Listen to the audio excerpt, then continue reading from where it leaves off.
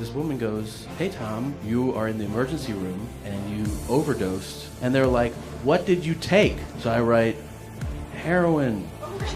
And they go, "Are you serious?" And I write, "JK."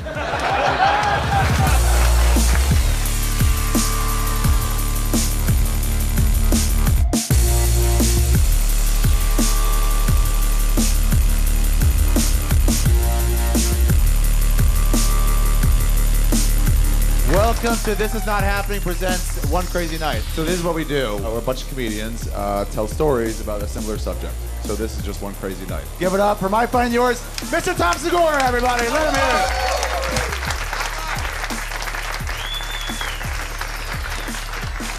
Thanks. Ari Shaffir, everybody. Let him hear it. Ari Shaffir.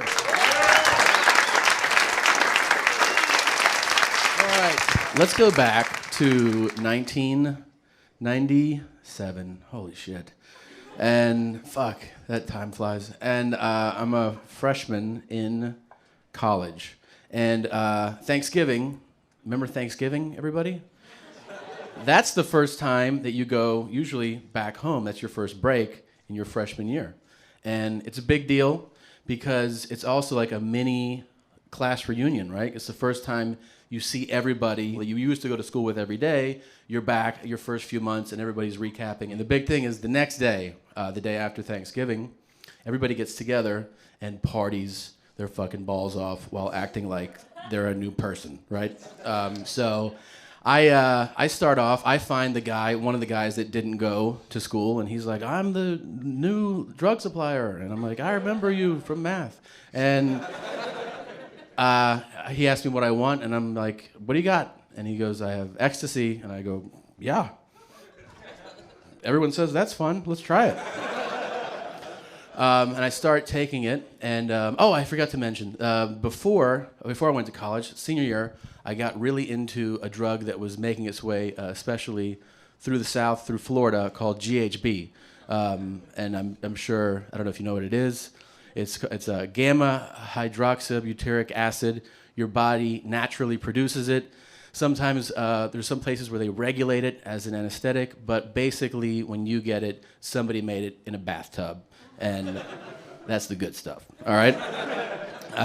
And they sell it to you, and they get it in a water bottle. They also call it the date rape drug. No, I didn't do that. I gave it to myself all the time. And it does have an amazing effect on sex. On masturbating, let's be honest. On masturbating. I really had some crazy masturbation seminars as a senior, and then I passed out, and I'm like, "Who jerked me off?" "Oh yeah, it was me." Okay.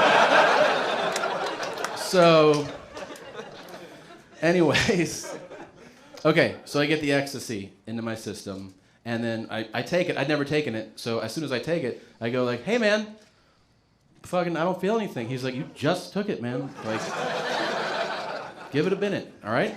All right. So I'm hanging out at this party. We're at a party, everyone's together, and then we're gonna go to a bar. And at the end of the house party, on the way to the bar, I go, "Hey man, I don't feel anything." So he goes, "All right, when we get to the bar, come find me, and I have GHB." So I'm like, "Okay." So I find him, and he's like, "All right, let's go to the car." And that's always the big move when you go to the car, right? You're like, this is where dreams come true, in the car. A drug dealer's car is where it all lives. So I'm expecting what I know, which is a water bottle, and then a dose is the cap. So all you do is you pour the water into the cap and you drink it like that. It tastes like ocean water, like seawater, right? Salt water. And then it's immediate. GHB, if it's good stuff, it's like, we used to call it permagrin, because you just be like, and if someone's like, "Fuck you," you're like, So I'm like, "All right, where is it?" And he goes, "It's right there." And he has a gallon jug, right? And I'm like, "Wow, that's not a water bottle?" He's like, "Yeah, I haven't even put it into the water bottles yet. That's the full thing." And it's a full gallon. Now, if you think about a full gallon, you know that the cap is much different. It's flatter. You're not going to sample. And it's also heavier. So I don't know how to pour it. So he's like, "Just take a shot." And I'm like, "All right." So I put it up. And then I go, in my mind, "Oh, shit.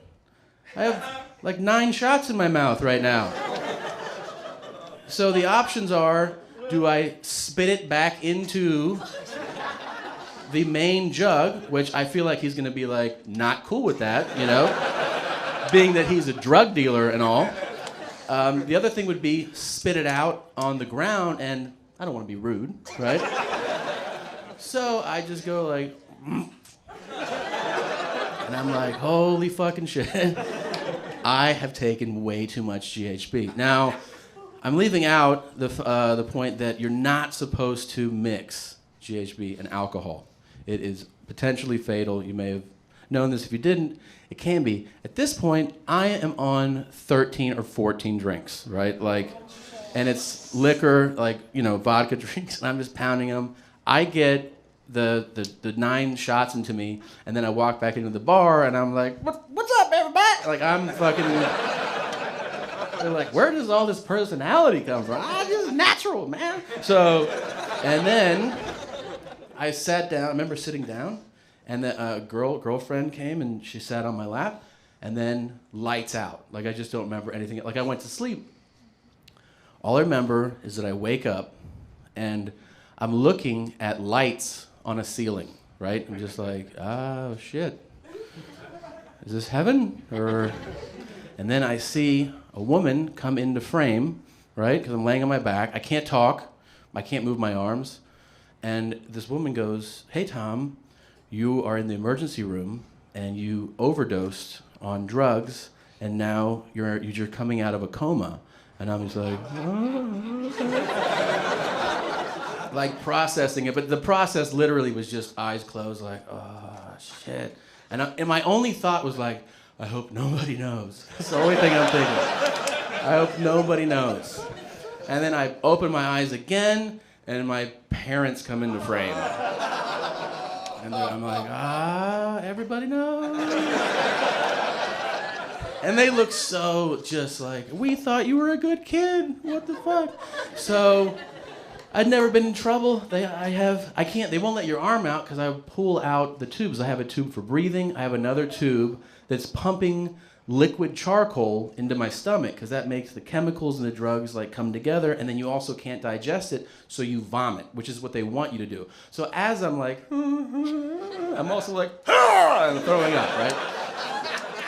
So they give me a piece of paper and a pen that I can't really write normally because I'm strapped down, but I can kind of chicken scratch. And they're like, what did you take? Because they're trying to figure, they don't even know what I took. So I write, heroin. And they go, are you serious? And I write, JK. Right? They're not like, good one. They're like, what the fuck, are you joking? So, then the kid in me, I'm looking at my parents and I'm like so worried about them. I write on the paper, I go, are you mad at me? And my parents, at that moment, my dad reads it and he goes, no, buddy, just disappointed. And I'm like, can you save that for when I'm breathing on my own? Like, so I'm in that emergency, I get moved to critical, then ICU. In the ICU, a doctor comes in who I hadn't seen yet. And I'm later told, this is a doctor. They tell me this is a doctor that saved your life. So I'm sitting there in the bed, and he comes in, and he goes, are you in a band? And I was like, what, man? What? And he goes, are you in a band? And I was like, no, I'm not in a fucking band. And he goes, well, you had enough in you to take down 2 drum players and a bass player, man. And I'm like, you now with the fucking jokes, really? And I go, well, he goes, what did you take? And I go, I had, I don't know, I took a couple pills. I told him honestly, I had some drinks. And I took, you know, some GHB, probably enough for like a lot of people. And he goes, what about the heroin? And I go, no, I was just joking. And he goes, no, you have heroin in your system. And I was like, really? And he was like, yeah, you have heroin, you have cocaine, you have PCP. He's like, you also have the same chemicals that are in like cleaners, like some of the super duty cleaners. And I'm like, what the fuck, man? And he goes, where'd you get your GHB from? And I go, one of my buddies from high school. He's like, hey, he's a good friend. He gave you some fucking WD-40 to put in your system. So I eventually get to breathe on my own and all this shit. And then he comes back and they're like, the nurse tells me the doctor that saved you wants to talk to you. And I'm like, all right. And I asked him, like, how did I survive? And he was like, honestly, because you're fat. Like, you're pretty fat. And I was like, what, man? And he goes, I mean, a smaller person would definitely, like a 120-pound person would die halfway through this. This is just one of the only times where it's good to be fat, right now. And that's why I still haven't lost the weight, you guys.